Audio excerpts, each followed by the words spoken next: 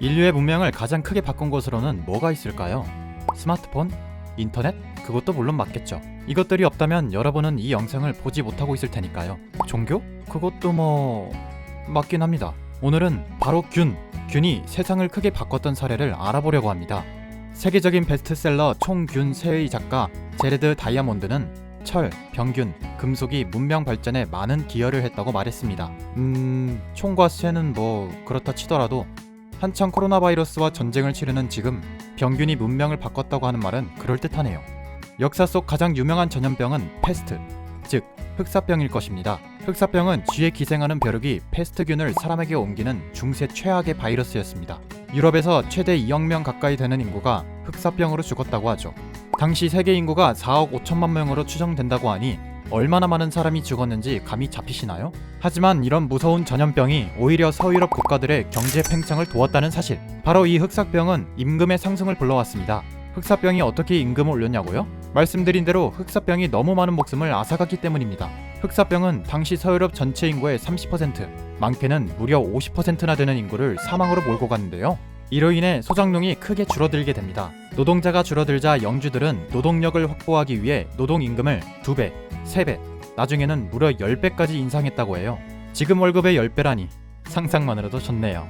10배의 임금을 줘가며 노동자를 모셔야 하니 소작농을 제때 고용하지 못한 영주들은 타산하기도 했습니다.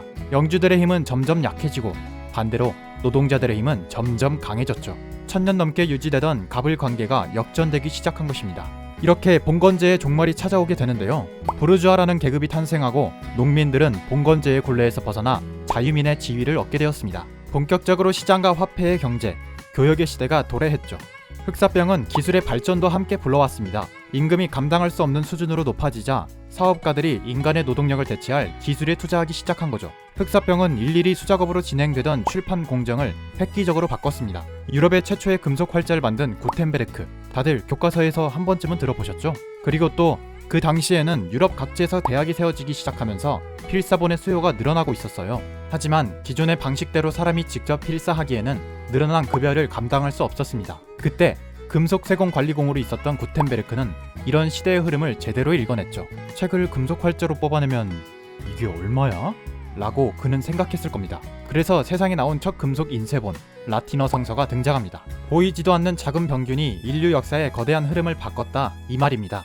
뿐만 아닙니다. 균이 인류의 역사를 바꾼 사례는 굉장히 많습니다. 천연두는 의학의 발전을 불러왔는데요. 영국의 의학자 에드워드 제너가 우두에 걸린 사람은 천연두에 걸리지 않는다는 사실을 발견해 종두법을 연구하죠. 그리고 1979년 인류는 에드워드 제너가 연구한 종두법으로 천연두를 완전히 정복하게 됩니다.